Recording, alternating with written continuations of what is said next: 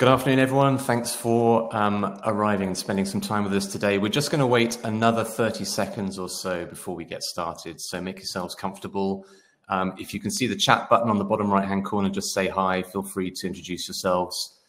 We do like interactive sessions. Quite difficult talking to a screen and having only my colleague Simon to look at. I'll do my best for you, James. I know you will. I know. So just another 30 seconds.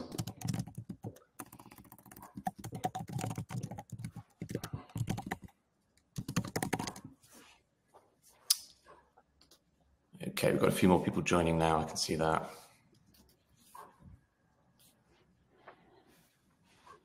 Hi, Una, how you doing? A few more people joining still. We'll just give it another 20 seconds. Hi, Emma. Hello. All right.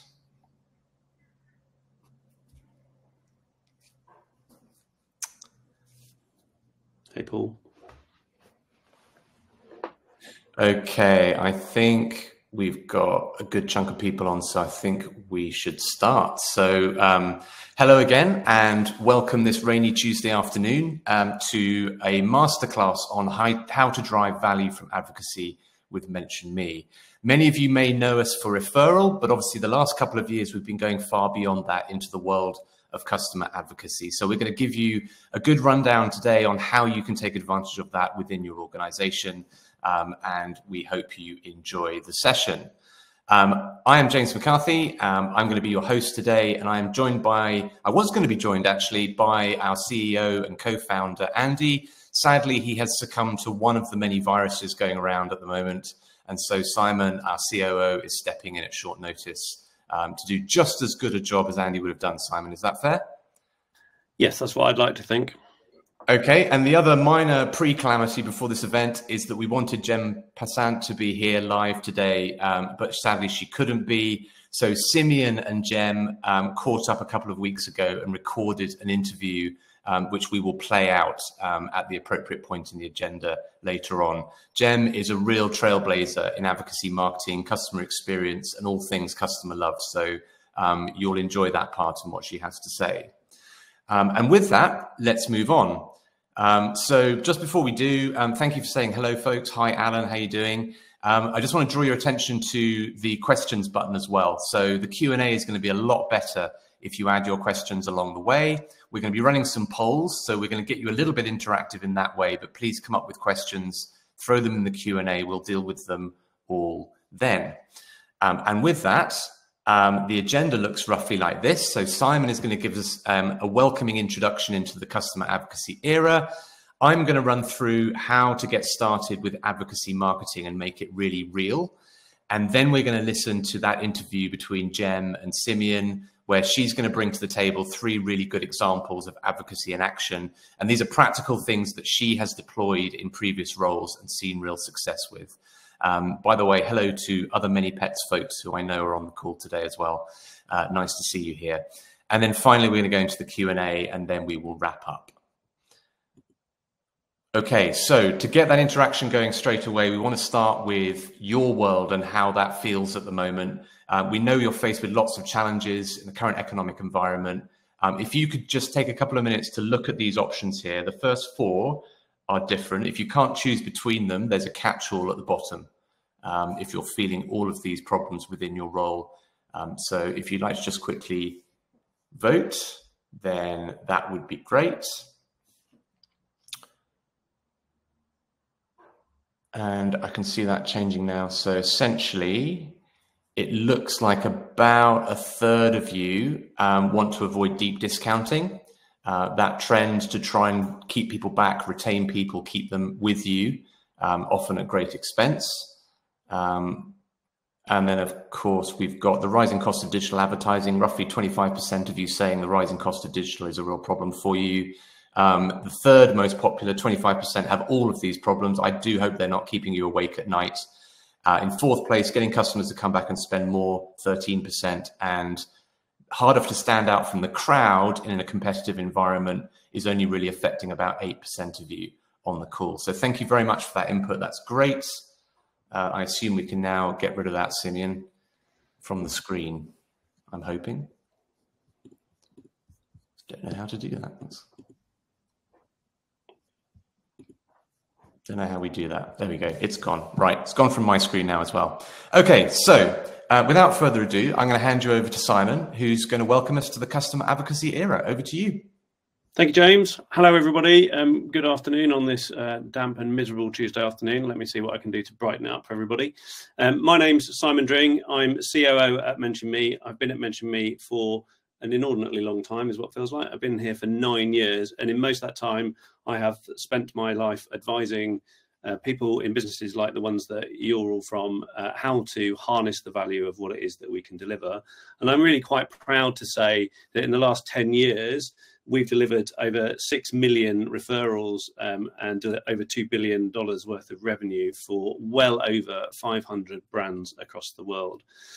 That's what we have been doing. We're going to keep doing that. But actually, what we're going to talk about today and what we're interested and excited about is pursuing a much grander vision, which is that we want to make every brand in the world, all of you in here today, be thinking advocacy first in the way you approach the world and you approach your customers. So what is it that you can do that can drive your customers to love you so much that all they want to do is tell their friends about their experience and encourage other people to experience what they too have experienced? So my goal for this session is that over the next 10 minutes, you're going to feel, I'd set the bar at about 20% of my excitement levels when I start to think about addressing the world through an advocacy lens, and go away with a different perspective on who your best customers really are, which we can then fill out through the rest of this webinar.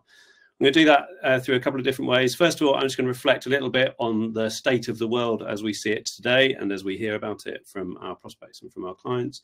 Then I'm going to explain why the critical way to growing sustainably is focusing on your best customers and show you how you can identify who those best customers are. And finally, I'll show you an example of a business that we work with who've taken this to heart and the success that they've seen from doing so. So let's start by looking at the world as it is today. And I don't know about you, but from conversations I'm having with the clients that we have today and going to conferences and so forth, it's not necessarily a particularly happy place at the moment. Many people are struggling. Their businesses they're working for are not going in the way that they might originally have intended. And we can collect data. We do collect data across the clients that we work for. And that shows us that actually across all of the clients we work with, maybe a quarter to a third roughly are growing year on year at the moment. And that means the rest of them are shrinking year on year. And of those that are shrinking, about a quarter are shrinking more than 25%. So quite tough times in the online world today. And it's not like it was easy to begin with, because similar to the responses that we saw in the poll earlier and that James spoke about, there's a bunch of other challenges floating around just to make that everything just that bit harder. So acquisition costs have been going up and they've been pretty volatile through COVID and beyond. There's a increasing focus as businesses struggle a little bit to make sure that every single customer is increasing their LTV and the unit economics are getting better. There's a over-dependence in many organizations on discounting, and that's a very difficult drug to wean yourself off. And the tight pressures on budgets and teams and so forth tends to drive a very, very short-term focus on what's going on and make sure we deliver results this month and this quarter, and actually mitigates against longer term investment like might deliver great value. So far so miserable, but I just want to step back at a moment and take a little bit of perspective on that. So what I would like you to take away from this at the very least is that if you're struggling and your business is shrinking, you are not alone. Like fully 75% of our customer base are in a similar boat. And if you're growing, even if it's only by a small amount, you are winning, right? You are in the quarter of the portfolio. But also more broadly, and I know this from experience, you can see the grey hairs to prove it somewhere on my temples, that these sorts of downturns are opportunities to refocus the business on the things that really matter. And if you can get that right, as the good times come back, and they will, then the business will really start firing. And so that lens that I would like you to adopt to help you find the winners in your customer base and work out how to set your strategy is all about the advocates in your customer base and the value they're creating for you. So just to put a real concrete, tangible example in front of you, this dot, this single pink dot on this slide represents a single customer at one of our clients, and she's an okay customer. About £200 is her direct spend with this particular brand. But if we step back slightly and we look at the network of referrals that have been introduced that were a result of her activity, we can see that she's part of a network of customers that have delivered over £400,000 worth of value in total. And if you've got a curious mindset and you're a professional marketer, as most of you will be, you'll be looking at this and starting to ask yourself some questions. And what is this network? What is this community of interest this customer has been able to tap into? And what is it that we could do to find other people that might sit in that community and better reach them? And we might look at them in a bit more detail, the network. There are a few points on this network of customers where there are many dots around one single dot. Well, what's happening there? Are they micro influencers? What can we learn about where people are really advocating on behalf of this client and paying the message forward? So we've been looking at this and related challenges and opportunities in quite a lot more detail over the last couple of years, and you'll hear more about the features that we've developed and the capabilities that can help to start make sense of it. We've been working very closely with a guy called Fred Reichheld. Some of you may have heard of him. Even if you haven't, you'll almost certainly touch the thing that he created, which is the Net Promoter Score or the Net Promoter System, which he invented about 35 years ago. And he spent the majority of that time since advising businesses all over the world, Fortune 500, that kind of scale of businesses, about how to grow customer advocacy and customer love in their customer base, because the economic results speak for themselves when they do. And he summarizes what he's learned as a result of doing that over the last 30 years in this single quote, which you can find in his most recent book, which I'd recommend if you fancy reading Winning on Purpose. He says the only path to sustainable, profitable growth is getting customers to come back for more and bring their friends. And I think let's break that down a little bit further. There's actually really only 4 ways you can grow a business. You can get your customers to come back for more, purchase again, and resubscribe, whatever. And many of you will all be running loyalty programs or retention programs or CRM cycles aimed at exactly that outcome. You can get your customers to bring their friends as a result of their advocacy, whether that be leaving reviews, having conversations in the pub, or making referrals. And obviously, Mention Me are very keen to help you with that. You can pay for new customers through all the paid channels that are open to you, be that paid social or display or TV, whatever. Or you can painfully pay for existing customers to be reacquired through those paid channels as well. And we would say the focus needs to be on the earned growth. This is the business you win and the growth you can harness as a result of the fact that you make your customers like you so much they come back for more and tell their friends. Said differently, in looking at earned growth, it's a measure of how fast your business would grow if you stop spending on any other sales and marketing activity. And so we want this to be the North Star for organizations. Like, this is the measure that determines whether or not you're succeeding in harnessing the advocacy. And the thing that Mention Me in particular can help you do is shine a light on this second one. Like, what is the value that we can attribute to the customers that are bringing their friends on your behalf? So if earned growth is the North Star, we need to also look at how we can assess the value of individual customers. And if I were to ask you today, who are the most valuable customers in your customer portfolio, then 99.9%, I mean, I'd say 100%, but just on the off chance someone proves me wrong, the vast majority of people will be assessing who the most valuable customer, the customer base is, by looking at how much they've spent.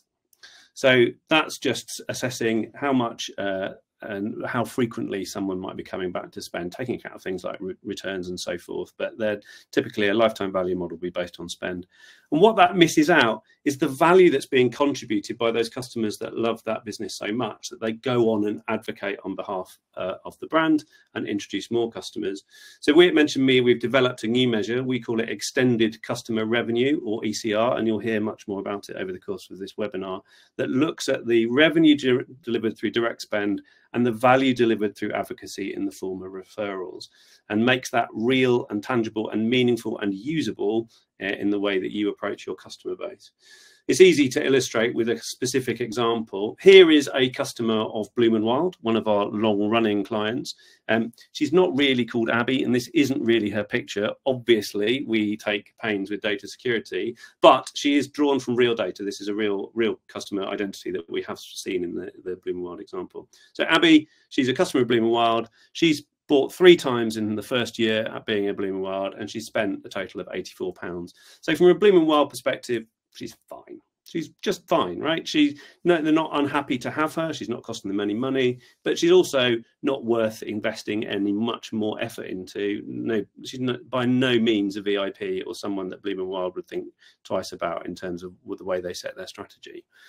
But if we layer over the extended customer revenue that we can attribute to Abby, a different view emerges. And so Abby, £84. Turns out in her first year, she introduced 4 other customers to Bloom & Wild, 2 of whom turned out to be extremely valuable, spending over £600 each. So a different way of looking at Abby is not that she's only worth £84, but actually she's worth over £1,500, 18 times the original value. And actually the network of referrals that Abby kickstarted did not end there. There's actually another £5,000 worth of total value as a result of the referral chain that she started. Now, actually the way we choose to measure ECR, we only look at that dark blue band, but you can see that Abby is a very valuable customer of Bloom & Wild. And what if Bloom & Wild, there's an interesting story around Abby. She purchased 3 times, she made 4 referrals, and then she never purchased or referred again after the end of the first year.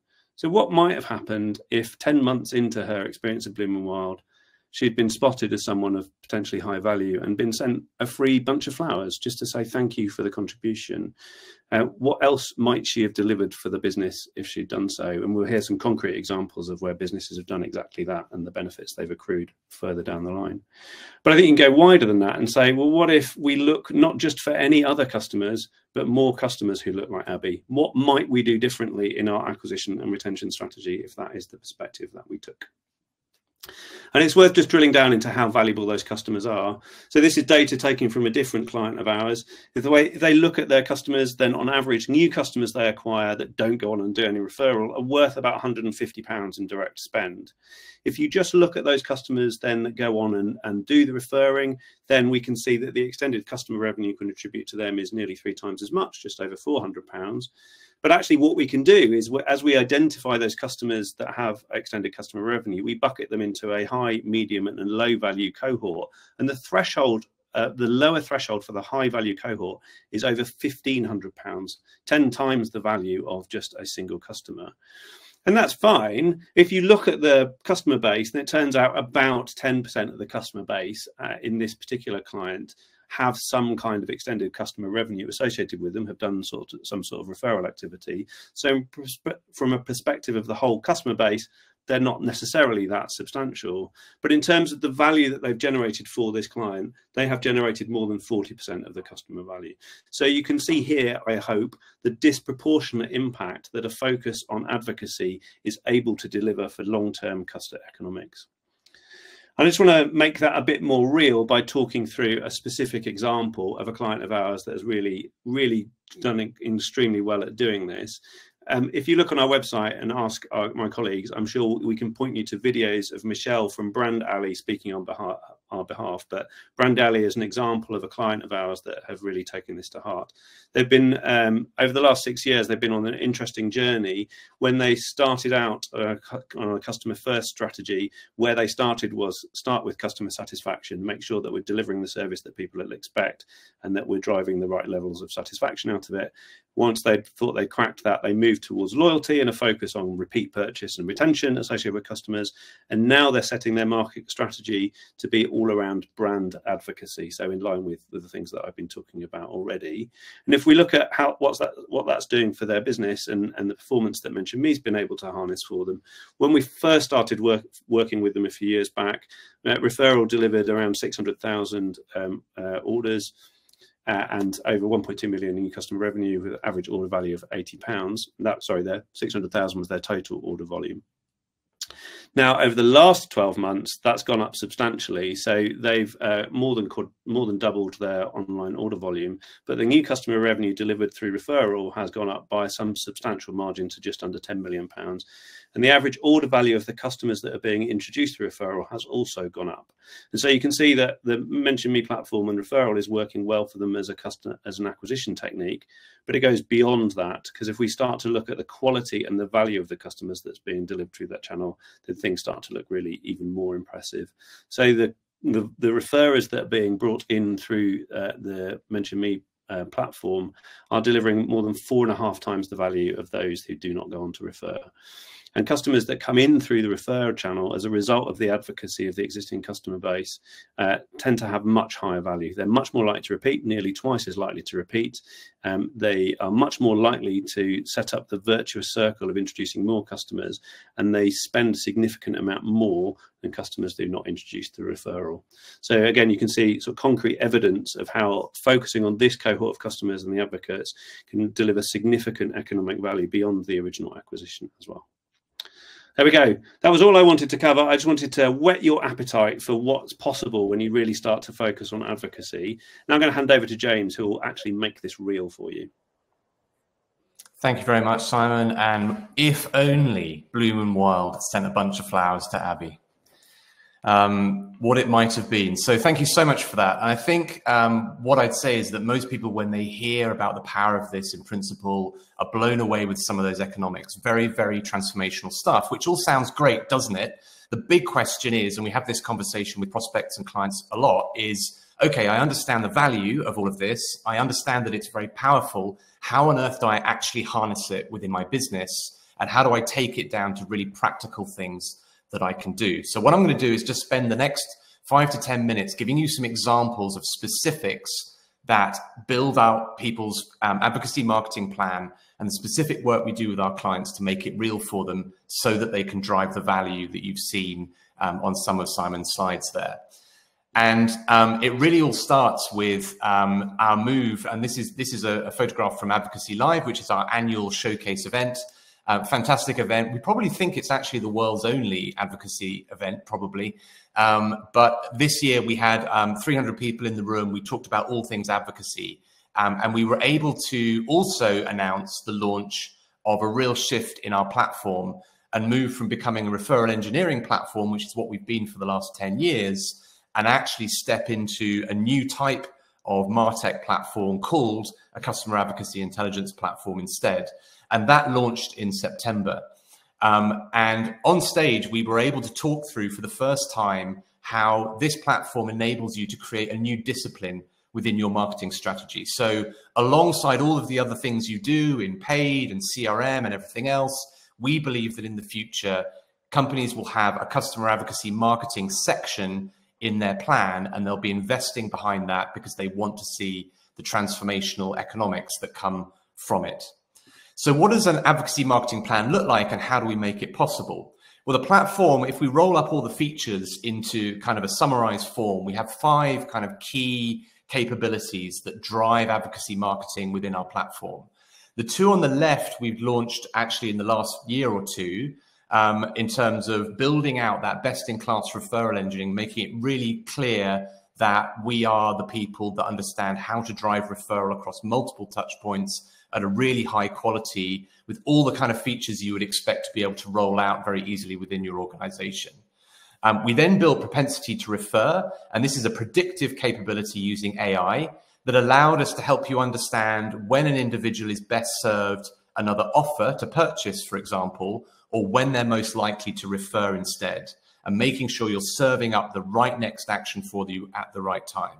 So those 2 capabilities existed before in our referral platform. The 3 capabilities on the right are essentially what we launched in September with our new platform, making possible advocacy marketing. I'm not going to go through them in detail because I'll be covering them in a second anyway. And with those capabilities, you're able to build out the marketing plan, which roughly has 3 parts to it. I'm just going to whiz you through those 3 parts quickly. The first piece is getting customers to introduce their friends. And really, this is all about getting the basic foundations in place to make it really easy for your customers to refer friends whenever it is in the life cycle that that is appropriate to do so. So for those of you who've already run referral, this is the referral foundations that you would start with. We then move on to something more proactive. So taking the data from your referral engineering, the data from your referral, and more proactively targeting segments of your customers to get them to do more, to get them to share more, to get them to really activate themselves within your customer base and reward them for doing so. Some of that comes from within what you're already doing, and some of its incremental value. I'll talk you through some examples of what we would do in that space in a second. And then finally, having built a more proactive business where you're actually activating your advocates at all possibilities, you can then start going further and looking at the customer experience you're delivering. We'll hear from Jem a little bit later about how she believes, and we also believe, that you can build a business based on customer love by understanding what it is in terms of CX that makes people love your brand, doing more of that, and then seeing the results in terms of sharing and value that come out of the back of it. And there's another concept called earned growth, which allows you to track how much of that growth that you're experiencing is coming from earned channels, as Simon was describing, and justify within your business more investment in advocacy marketing because you can justify the returns and the financial rewards. So those are the three parts of your plan, and they also form a sort of a roadmap, if you like. They start on the left-hand side and enable you to build and grow over time, because deploying advocacy marketing is not something you would do immediately. It's not coin operated. It's something that builds over time and is transformational, but based on building blocks that you need to learn and grow from. So the question you'll be asking yourself is, how can I build an effective advocacy marketing plan given limited resources? That sentence doesn't seem to make sense. The point is that you're already doing a dozen more things than you need to be doing within your roles. And a lot of people, when they talk to us about advocacy marketing, say, well, look, I just don't have the bandwidth to deploy this. I can't do it. I can't stretch to it, even though I understand there could be better rewards in the process. And so what we've been working very hard on with our clients is to discover and document all of the success that they've seen in deploying advocacy tactics, often alongside or instead of, or alongside or integrated with their existing marketing campaigns. And we've documented those and boiled them down into 9 initiatives. These 9 initiatives are things that you can place in your plan. They bring together sometimes 5, sometimes 10, sometimes many more tactics into one place that you can deploy in a way that will drive value. So essentially, we have almost an encyclopedia of best practice that we've seen elsewhere and very simple things that you can do to tweak your marketing to drive value. I'm not going to go through all of these because this slide is quite busy, and we don't expect our clients to deploy everything and do everything that they could possibly do. But I'm just going to run through some examples in the pillars or in these parts of the plan that we can use. So looking to the left-hand side, just in terms of referral, I'll start with the very basic stuff, which is deploying a high-quality referral campaign and then A/B testing your way to optimizing performance. And you've all seen creatives like this from referral programs. There's nothing new. What we would draw out here is the value of looking for different creatives, what works for your brand, what levels of offers work, how you can tie this in with your own brand in a way that makes the most sense for your customers. And we find that lots of the value that you untap through referral really comes by spending time on that and working on that in the early days. So giving you some example on the left-hand side here, the bar chart on the left shows you customers from referral pre and post launch on Mention Me. The dotted line there is where they launched, and this particular brand was doing a little bit of referral before they deployed our platform. And you can see how, building on an A/B testing, they were able to improve their performance dramatically over time. And of course, by doing that, they also observed some dramatic kind of improvements in the quality of the customers that they were bringing on board. And Simon talked about the value of advocates and how they drive better economics. Here's what you can typically see having deployed and A/B tested and optimized your referral platform. So things like an 8% increase in acquisition, 11% better AOV, and up to twice lifetime value. And the amazing thing about those that are recruited via referral is they're up to 5 times more likely to refer onwards, which calls back to the diagram that Simon was showing earlier on, where you see the networks growing and shaping. That's because the people that are introduced are driving that particular type of network of advocacy. So let's move on to another stage then. So you've optimized your referral campaign, you're driving great performance, you're seeing high quality customers coming in. What are you going to do next? Well, the next thing is to integrate your referral capabilities with other elements of your go-to-market across different channels that you control.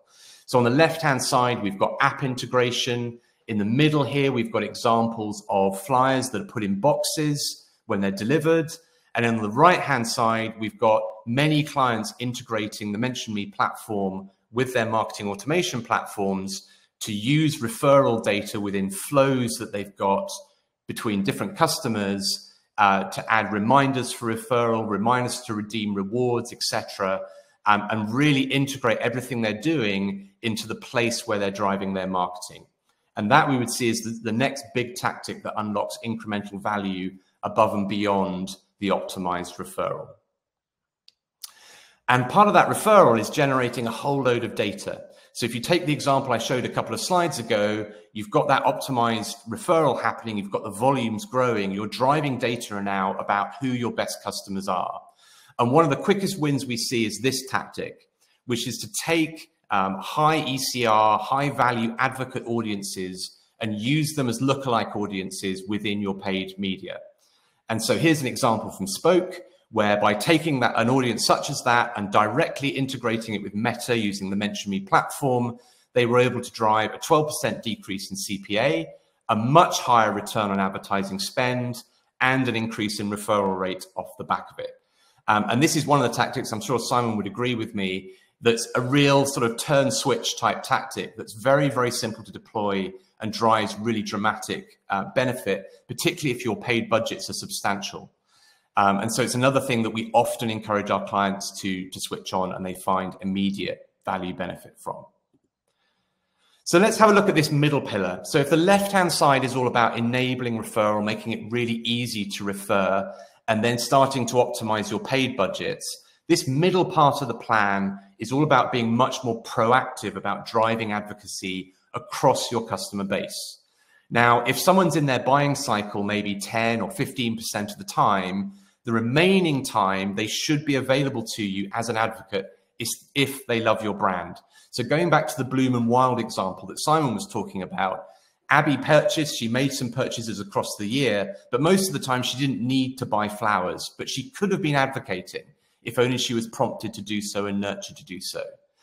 So it's all about finding those opportunities and being as proactive as possible, growing those advocacy networks as quickly as possible as you go. Let's look at a couple of examples here. So a tactic around enhancing existing customer marketing to drive more advocates, and where you're already doing a huge amount of nurture within your business at various stages of the customer life cycle. Idea one on the left-hand side here would be to make advocacy part of your NPS experience. Many of you may be driving NPS within your business to understand what that score is so that you can report on it back to the board or back in your marketing reporting. We can take that a step further. We enable NPS within our platform as well, and we then allow you to gather insights that will allow you to serve up different experiences and drive action off the back of that NPS. Idea two on the right-hand side would be to tie loyalty together with advocacy. So use loyalty as a way of rewarding advocates and also, oh, I've lost that one. Sorry, hang on. What's my screen doing? Internet connection problem. Sorry, tying together loyalty and advocacy in one place. So people often ask us whether they should do loyalty instead of advocacy or whether loyalty programs are an alternative for advocacy. We would say that the two things should be combined so that you're rewarding your best customers for their loyalty and their advocacy all in one place. I'm sorry about that network interruption. It caught me somewhat by surprise. Let's look at another tactic, adding advocates to your VIP program. So on the left-hand side here, you can see a chart that contains the comparison of the value of those people who are not advocates. So they're in the dark columns there on the left-hand side, based on their individual spend, versus the value of advocates on the right-hand side, who have the purple bars, who have their own spend, which often is incremental to individual spend of non-advocates, but also they're responsible for bringing new people aboard. The point is that you can see in the numbers that these customers are definitely VIAs. They're very important advocates. They should be treated as well, if not better, than your existing definition of VIPs. And so one of the things we've seen people do is add advocates to the VIP program to treat them differently, to treat them better, to reward them for what they do for the business. On the right-hand side here, you can see some examples of one of our clients where the advocates offer 184% engagement increase, so an increasing click-through rate, which is dramatically above the benchmark that they would set within their business, and a 34% higher open rate. So if you have a VIP program, you can expect your advocates to be far more active within that VIP program and drive real benefits out of the back of it. Okay, let's move on to another tactic. Many companies, and you may do this as well, look at their lapsed segment with an aim to try and retain them. So they have many tactics that they would drive to try and keep those people engaged. Sometimes that's where the deep discounting comes from, the desire to keep someone on board because it's much more expensive to reacquire a customer than it is to try and keep one. The problem is that many customers are only in their buying cycle for a small part of the year. So if you're treating them only based on what they spend, then they can drop out, not because they don't love your brand and want to stick around, but just because they don't want to respond to any of your discounted offers at that particular time. So David Witts, one of our clients at Puma, has gone so far as to redefine what lapsed means at Puma. So instead of talking about purchase lapse, we're talking about value lapsed instead. And he specifically earmarked the advocates within that lapsed audience and treated them differently. Rather than trying to get them to buy via discount, he tried to get them to advocate more instead. He engaged them differently, built a different relationship with them, which was equally rewarding. And you can see the outcome here. Mention Me adds a new level of data and insights, specifically here in the lapsed segment that he's spearguiding. This is one of the tactics that we would recommend you deploy, and we will work with you to help you do that. Finally, on the right-hand side, I'm not going to go into quite as much detail here. Some of our clients are going even further. So they've done many of the things on the left-hand side. They're seeing real value from their advocacy. They're proactively targeting advocates to drive as much from them as they can. And now they're thinking more fundamentally about what their business does and how it works. So the first example here would be to launch a specific program for advocates. So Simprove, one of our clients, has had really, really strong results from writing handwritten notes to their advocates, thanking them for what they've done for the brand. And of course, that has a dramatic effect in terms of them sharing in social media, loving the brand even more, and then of course, talking to everyone around it whenever they meet anyone about Simprove as a brand. No doubt drove more advocacy, and possibly, if used elsewhere, could drive new advocates at the same time. You'll hear another example from Jem later on in the video, which is a very, very similar tactic to this, and you can hear from her the impact it had in her role. And then finally, something that Huel is doing, another one of our clients, is using ECR to find people to validate new products and to actually bring those people closer to the brand, to give them early exposure to things, to understand which new products will resonate and which new products will get people sharing. And both the ideas here. So there's idea number one on the left, which is using customers who love you the most to give you candid feedback. So literally going out to your highest value people and saying, what do you think of this? Would you like it? Would you share it with your friends? How does it make you feel, etc. On the right-hand side, looking for advocacy signals as the marker of success for rolling out new products or markets. So literally seeing who adopts what, how those advocates adopt this, and whether that is gives you a likelihood that your product is going to work in a new segment or in a new area, and how to drive that success. Okay, so there's lots and lots of tactics in there. We have dozens of them organized under these initiatives. You're not going to deploy all of them, of course, and we would never expect you to do so. So the question is, how do you go further from that? And what we would say then is that it's all about building the right success plan for advocacy marketing.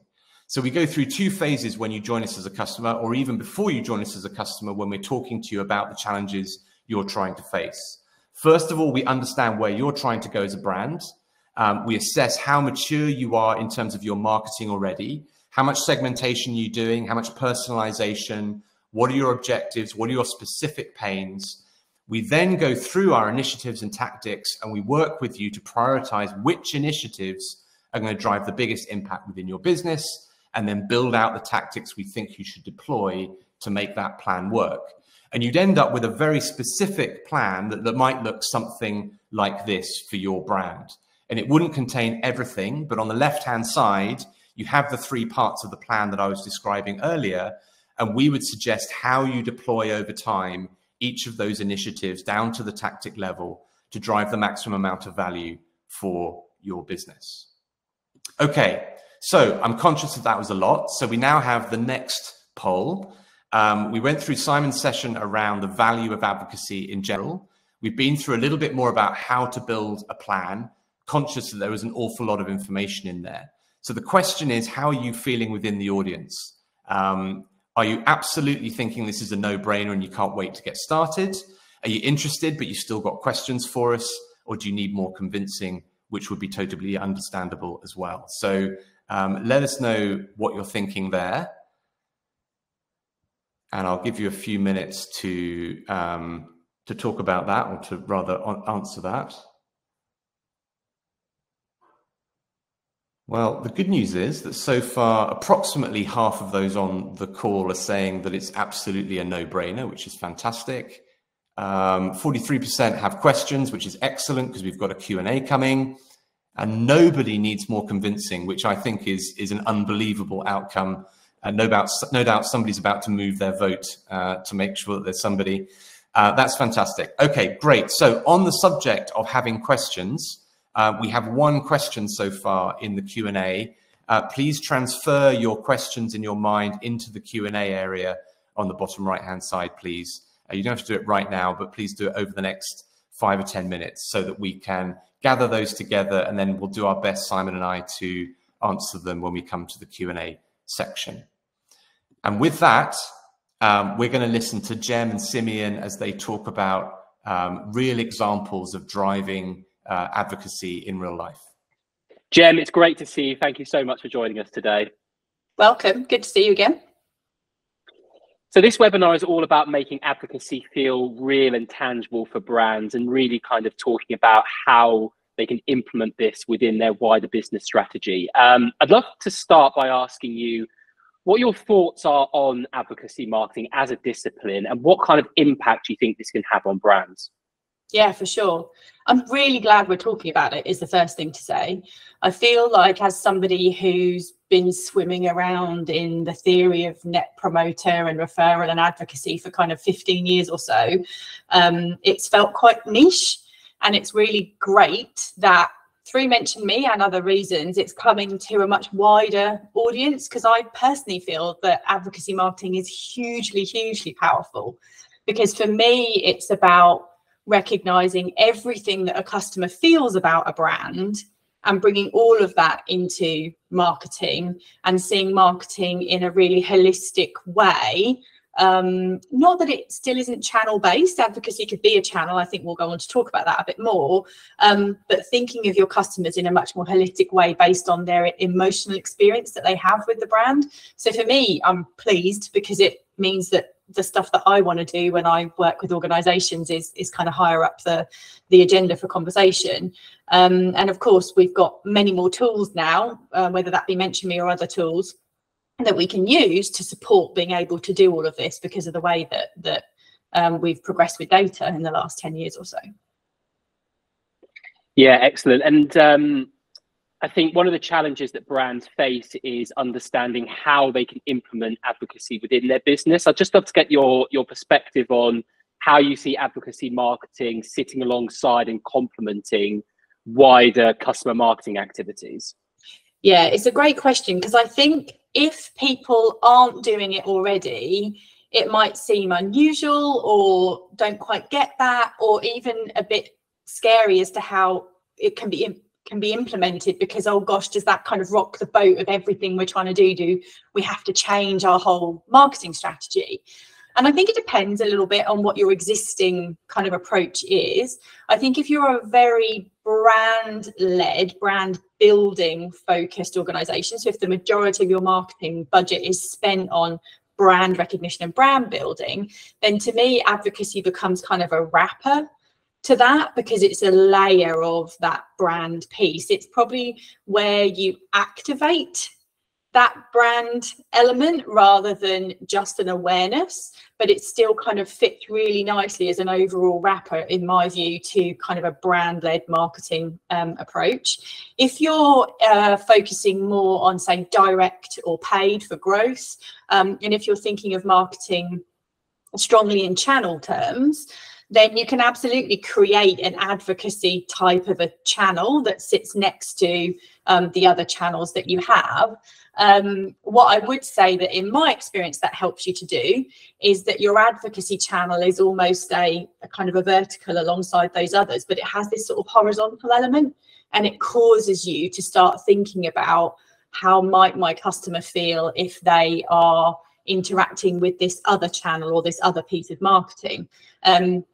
Let me be more specific about what I mean there. So, for example, if you have a direct channel that's very focused on sales, but you also use direct marketing to encourage repeat purchase or to encourage retention if it's a renewable item, then actually by having this kind of advocacy view, it often encourages you to start thinking more about who's the customer rather than just where are they in their life cycle with us. And both of those things are important, so it gives you those kind of two dimensions. And I think if you're in a situation where you are lucky enough or progressing towards having all of your customer data in a single view, which could be lots of different tools that do that, but you've probably as an organization picked a tool and you're either already there or you're moving towards it, it just enables you to do so much more with how you structure understanding who is my customer, how long have they been with me, because somebody who's been with you 3 days, brand new, it's going to feel pretty differently to someone who's been with you 3 years, or somebody who has lapsed and maybe hasn't bought something from you for, say, 18 months or something. But also, what else do we know about them? You know, what have they bought already, or what are they interested in, or what do they click on? You know, by being able to understand all of these things, it helps us to build more of a matrix to look at how we can engage with customers at different touch points in their journey with us, or at different points in their life cycle. And often just because someone's gone quiet doesn't mean that they're not engaged with you anymore. It just might mean they don't need you at the moment, but how you talk to them to bring them back is really key, because those quiet people could not like something that's very direct. So kind of an advocacy thinking approach to that can be really useful, because it's considering what's their relationship with us as a brand, and what's their emotion likely to be about us at the moment, and therefore how do I connect with them in that way. Fabulous. And I'd love if you could share some examples of advocacy marketing campaigns that you've deployed or you've seen other brands deploy, and what kind of results that you've seen off the back of that. Yeah, absolutely. So I think there's one main one that we did at Many Pets that I know I've spoken about before, but in case anyone hasn't heard it, we work with a company called Impact, who their CEO and founder talks about giving love first. And what she means by that, which I completely agree with, I used to talk about who blinks first.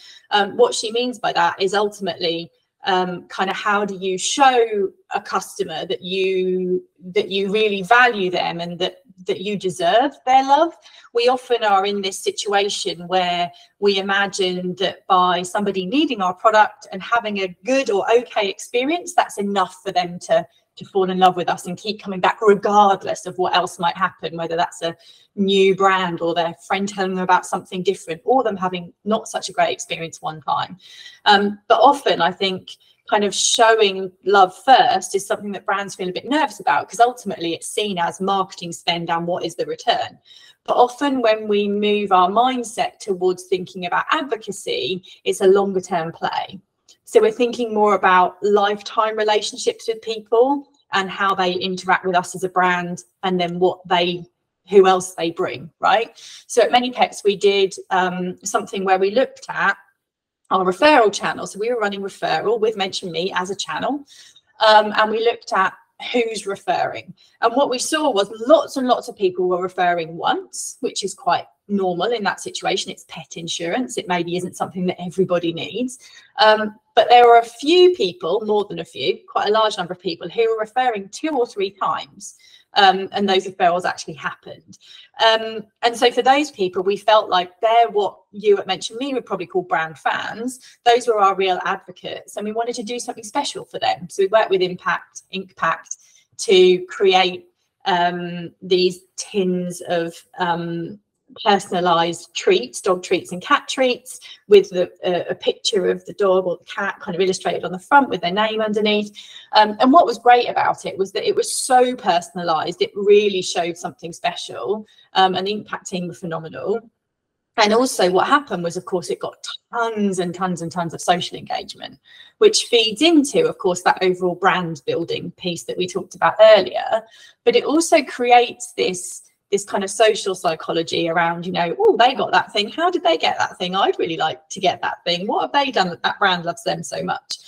So I think doing things like that is a great way. In terms of the results, I can't remember completely off the top of my head, but I know that in one of your podcasts, Adam Rostam, who was our CMO at ManyPets at the time when we did that campaign, talks about the success. But essentially it blew up. Like, it was a really, really phenomenal thing to do. We saw social engagement go hugely up, but we also saw referrals improve, which was ultimately, you know, what we were looking for. I know John Lewis do something similar-ish, where they're people a lot of it's people who've spent the most, so their most valuable customers, but it's also some of their most loyal customers. So a friend of mine who probably isn't in the top spenders at John Lewis, but had their loyalty program card for actually since it started, so had been with John Lewis a really long time. Last Christmas, I think it was, got a handwritten note saying, you know, thank you so much for your loyalty. Because again, often it's people who stay with you for a really, really, really long time who, yes, they're not spending as much, but over time that really builds up. And if they have this lifetime relationship with you, that's extremely, extremely valuable. I'm just trying to think of maybe something that's happened more recently. So I'd buy a flower subscription from a company called Freddie's Flowers. And I've done a number of flower subscriptions over the years, and they're all good, right? Nobody's bad. This is a lovely thing to have come through the door as a big box of flowers. But with Freddie's, it was recommended to me by a friend, and she had an offer that she would get if I became, you know, a customer. And also I got some really cool stuff when I joined, like a vase to use. It's the right size, the way they want you to use it. They do a little YouTube video every week that shows you like how to put the flowers in their vase, which you've already got because you got it when you signed up. But they also do this thing where they give me, I think it's up to 3 bunches of flowers that I can gift for free every month. And I think they've probably worked out that not only is it unlikely that everybody's gifting 3 bunches a month, because that probably would be quite expensive for them, but that it's happening enough that when it's used, it becomes effectively like a referral. So if I gift you a bunch of flowers and it's a really lovely experience, you go, oh, this is great. Maybe I'll look into these guys. And then we both get something from it. They also did a really cool thing this summer where I've been away a lot, so I hadn't used them much recently, although I have this ongoing subscription, and you just click and say, I don't want flowers this week if you don't want them. And they sent an email, just a random email saying, if you'd like a free gift on your next delivery, just reply to this email. And I did, because who doesn't want a free gift? But also I knew I probably wasn't going to get a delivery from them for maybe 2.5 months. But on my next delivery, absolutely to their word, this absolutely gorgeous vase turned up, and I was like, that's really impressive. It's not that impressive in the sense that they've got a marketing platform that obviously remembers all of that stuff for them, but it wouldn't have been the simplest way for them to do it, because it's not, we will send everybody of ours on this day. It's, we will send you this free gift at the date when you're next already getting something from us, and we know you're going to be there to receive it because you know it's coming. So just because it was slightly different and because the gift was really worth having, that felt quite special to me.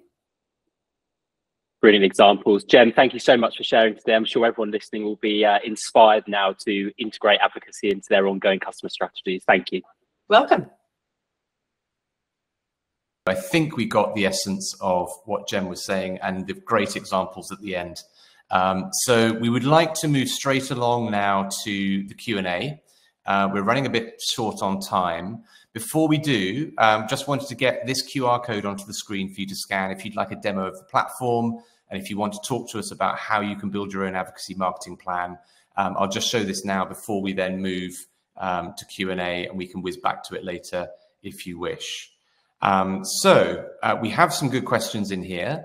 What we will do is we'll go from the top and we will start a live answer on this. So you should be able to see this on the screen now. It's even got upvotes.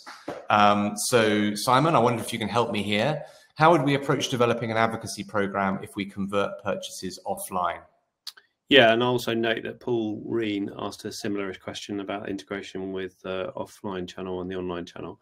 He did. So the short answer is this is not necessarily an impediment to doing so. So the critical requirement is that we can track the conversion of a customer who has been introduced to advocacy, no matter which channel they use when they convert. So whether that's if it's online or offline. And so if you have a omni-channel setup where a customer is recognized no matter which channel they interact with, then it's easy to do so. And in fact, offline opens up a new array of opportunities to encourage advocacy. So whether that's putting something at the end of the receipts or handing out flyers or something, just to allow people to take advantage of the interaction and the good experience that they have when they're in store. So absolutely part of what we can support with. Great, thank you very much, Simon. We will, I think we just covered this off, but with Paul's, sounds like a deep integration. Yeah, so I think we've done that one too, which is great. So over to Harrison. You mentioned that some of the platform is powered by AI. Can you share more how it's used in the product and how other brands are using it with their campaigns? Do you want to take that one, Simon, or do you want me to take it? Yeah, so we're using modern AI and machine learning techniques quite extensively now in the way that we're developing the platform capabilities. So good examples, James has already touched on these a bit today, but one of the things that we do for each and every one of our clients is we train a unique AI model on their customers and their customer behavior specifically, and use that to power the propensity to refer algorithm that we talked about earlier. And what that means you can do is you can work out whether this customer today, right now, is someone who is ready to refer. And if they're not, you can drive some other source of value for you, for the organization. So if they're not ready to refer, there's no point in showing them referral offer. It's a total waste of their time and yours for doing so. But maybe we'll give them an incentive for coming back later on. Maybe we'll use it as an opportunity to collect some feedback from them while they're there so that we can improve the offering that we're making. So that's just one small example. And we've got a dedicated data science team that are constantly rolling out new capabilities, building on the data that we're collecting through the platform. So there's a good concrete example to work with. Thank you very much. That is great. Let us go with Paul's. The example you gave for offline requires specific POS capabilities. Hi, Paul. Yes, not specific POS capabilities. We're not going to tell you that you need a particular vendor to be in place or anything like that. But what is required is that you can recognise the same customer, whether they are interacting in store or online. So we've done this with a few clients where they will have an integrated POS and online platform. And so customer identities are known, and ideally, but not essentially, promo code redemption is integrated as well. We're happy to talk about this in much more detail. Thank you, Simon. That's great. And then finally, from Rosie, what are the first steps I should take when thinking about segmentation? Can you give any examples of how your clients approach this using advocacy data? Yeah, I think that, as you said earlier, James, the way we'd encourage people to start is simply think about extending the current segmentation model that all of you will be using in-house in some way to take advantage of the insight that the extended customer revenue in particular can give you. So whether that's extending the VIP cohort, or it might be changing the lapsing or the win-back cycle slightly, that's a great start point. Obviously, where we want everyone to get to is that their LTV view is informed by ECR as well, and so that might require a bit more ground up replumbing of segmentation, but even starting with the ECR data that we can make available and the propensity to refer data that we can make available, and using that with the existing campaigns and cycles is a big step forward. Great, that's fantastic. And I think that's all of the I think we've got them all nailed there. So with that, I'm very conscious of time. We have overrun a little. If you go to the apps section on the bottom right hand corner, you will find that we've added a couple of handouts. So one of them is the Ultimate Guide to Customer Advocacy. One of them is a 2-pager on Mention Me and advocacy marketing and how you can turn brands into profitable revenue and growth. Feel free to download those. Given that we're running out on time, I'd like to thank everyone for coming along today. We hope you enjoyed the session. Please come to the next one, and we look forward to building out that discussion with you about advocacy marketing sometime soon. Thank you very much and take care. Goodbye. Thanks all.